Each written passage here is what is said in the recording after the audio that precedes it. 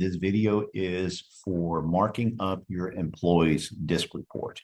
This video is for managers or anyone who has people reporting up to them. Let me tell you about the two ways to do it. If you give your employees their survey and they're marking it up, while you mark up their report, make sure that you do not get their marked up copy first to you and then for you to look at it, and then you mark up their marked up copy. Don't do that. Go ahead and let them mark up their version of it. You go ahead and print a different blank version, and then you mark up that blank version. So therefore, they're marking up theirs, you're marking up theirs, totally independent of each other, and don't look at theirs. You want to mark up their report independent of anything that they have done in their report. If you have decided to not give them their report first and you want to mark it up, that's perfectly fine.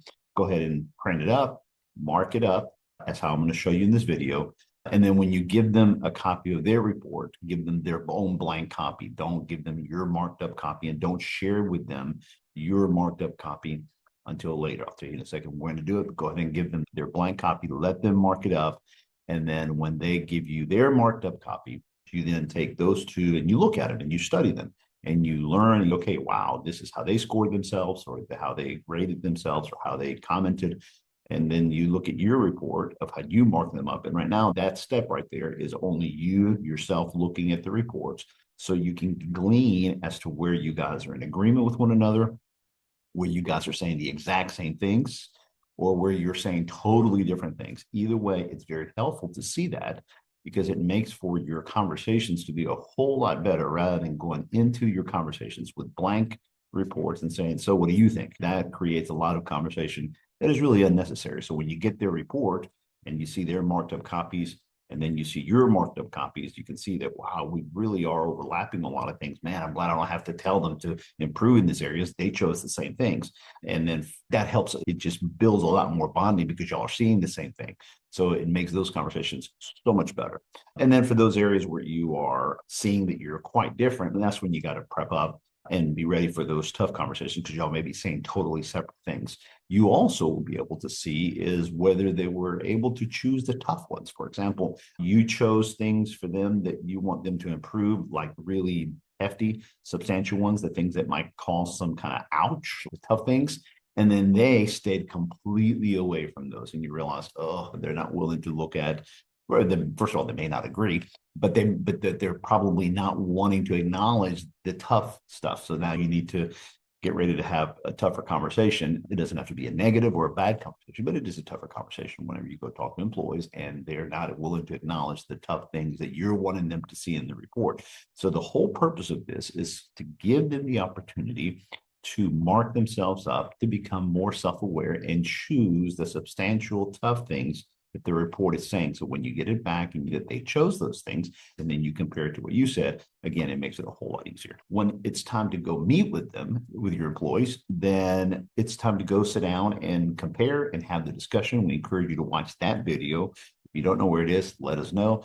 If we're working with your company in a corporate program, we probably by now have already trained your HR director or your trainers or a couple of people on how to facilitate and jump into those meetings with you. We highly recommend that in your first couple of meetings, when you're sitting down with your employee to go over the DISC report, that you have somebody from HR who's been trained on this with us to be in those meetings. If you don't have an HR or you're set up directly with us without a corporate program, then go ahead and contact us, and then we'll train you on how to do it. And the goal is to be able to facilitate those meetings for yourself and for others. And that is an enormous benefit to having your company, the ability for people within your department and people within the company to dive in and help facilitate the meetings of supervisors and their employees, and to start going over the DISC profile and together look at the markups and know how to use them on a regular basis. So you want to jump in as a facilitator for the first couple of times, but then you don't want to stay that, because the goal is that you want to empower them and train the supervisors and the employees how to have this ongoing conversation. Your goal is to simply get them started. Attend the first time, then the second time, and then get out of those meetings. So again, go look for that video. Let us know if you need help on where to find them. And the last thing I'll comment is this, is if you're not a supervisor or you're not a manager of any kind at any level, and you don't have people under you, and yet you're watching. This video is really not for you unless you're using it to learn how to be that or how to do what we're going to show in this video, which is fine. It's perfectly fine. Go ahead, you can get ahead, and when you become a manager, just watch this video when it's done. But at least you know that this video is for managers who are marking up the reports of their employees. So let's go ahead and dive in and let's take a look at it. We're going to use my report, and we're going to go page by page. On page 2, this is what's going to govern your outlook and your understanding of what they bring to the table and who they are. This person is a high D. This person is a high I. This person is then mid-level C, and then definitely a low S. There's not much to mark up, but it is good to review it and tell yourself and remind yourself what the profile shows. There on page 3, there's nothing to mark up. Page 4, there's nothing to mark up. All right, right here, this is where you start marking it up. You want to do this without seeing what they've marked up themselves. What you want to mark is this: which of the behaviors on the D elements, which ones are the behaviors that you feel that they are showing a lot and that you want them to continue. So you would want to say, you're very driving. I really like that. That's very positive. All right. And that you're very daring. All right. Very good. Now, however, on the D side, you really feel that your mildness, and again, if you want to know what the definitions are and you go read the definitions, go back to the previous video where we showed you how to read the definitions. And if you see that this person is really mild to the point to where their over cautiousness is gone negative, then you want to mark that. If their agreeableness is one that it's gone negative, because this is going to become a little more passive aggressive. When somebody becomes agreeable in a low D behavior, it's very passive aggressive. It sounds, yeah, okay, that's fine. Yeah, let's go along, but they're not really going along. So in the middle of discussions, they oftentimes just revert to that a lot. Then you want to be able to tell them, look, I want you to focus on improving that. Then you go here, you say, all right, this person is extremely inspiring. Okay. So you put a plus on that right there. And you also look at the fact that they're very good at being convincing. They do a good job of promoting things. What you want them to improve on is to be more poised, and you want them to be not so withdrawn, especially when they're disagreeing or they're losing an argument. And I'm giving you these as examples. I'm not saying this is exactly what you did, but this is what you've seen. And so what you want to do is you want to use the language. You want to, instead of coming up with your own language of what you're seeing. So if you then go to S, and then go look at the behaviors and you go, you know what? They're very stable, extremely level-headed. All right. You could also even mark something that says stable and steady. This is very positive. You can do things like that. Or you can say you like their spontaneity, although it's on a negative side, because it's on the lower end, you feel that they're actually doing pretty good in that. Even though this is on the lower end of things, you're seeing the positive side. Again, these are all examples. And see them that sometimes they get stuck in decision making and they become very passive. So you want them to improve on that. All right. And then sometimes they do get a little fidgety. Then even though they're very stable and steady, you do notice a hint of fidgetiness whenever they're getting nervous or whatever. So therefore you mark it up like this. Then you go to the C side and then you say, all right, definitely extremely systematic. They're really good. Okay. And extremely balanced. Love the fact that they're always wanting to come with both sides of the argument. However, too careful. All right. You got to be a little more bold. Now, even though you're very daring over here, okay, I do see that you are just sometimes a little too careful because you tend to be too analytical. So see, I'm giving you the language and how to coach them whenever it's time to sit down with them.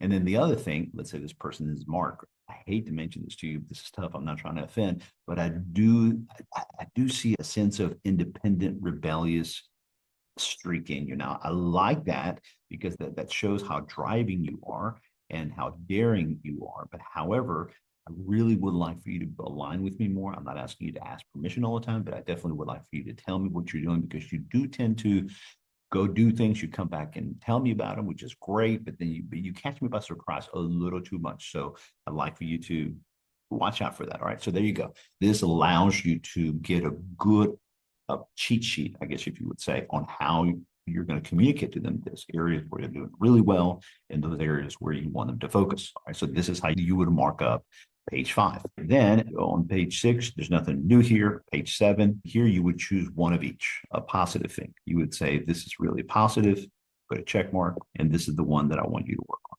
Then you do the same thing for their page I, then for their S, same thing. For their C page, you do the same thing.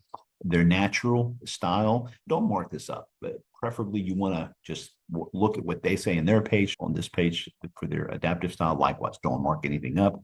All right, now here you do definitely mark things. Here, what you're marking is what are those things that you feel they're doing well, and what are those things to become more effective. So again, you choose one.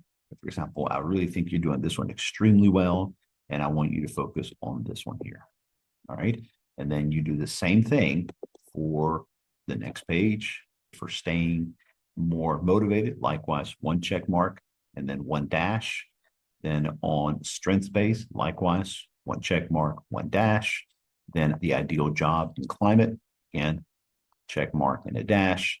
And again, like I mentioned in the previous video, this is probably the most significant. Here, we're going to go for 2, all right? We're going to show that we're going to communicate to them the 2 areas that you feel they're doing the best, right? And then here, you're going to indicate what are those 2 things that you want them to work on the most. We're going to go a little step further, and then you're going to prioritize it. You're going to say this one is more important than this one, so I want you to put it in that way, like that. All right, and then you're going to compare when you look at theirs with what they said about themselves.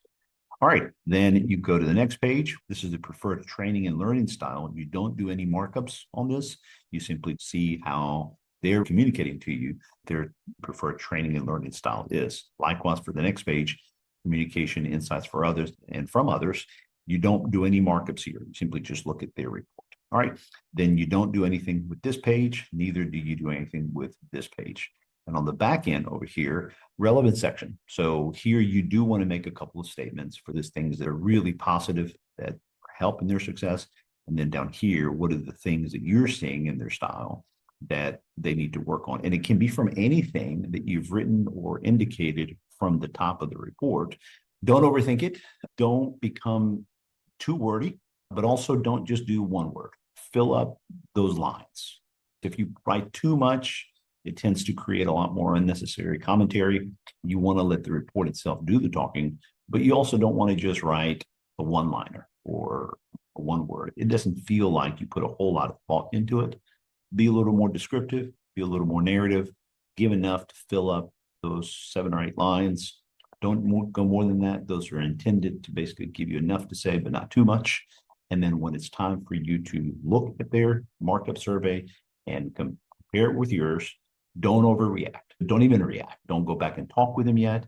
What you want to do is look at the report, look at your report, and then go watch the video of where we prepare you on how to have those conversations. Because what you want to do is you want to go talk to the HR department, or you want to go talk to your supervisor and say, hey, look, this is what they said, this is what I said, what do you think? And practice some of that conversation with somebody else prior to you go talking with them. Call me, jump in the office hours on how to do that when you get to that point. All right, this is the end of the video. Thank you very much for joining us. Good job getting this far. Let's move ahead to the next steps.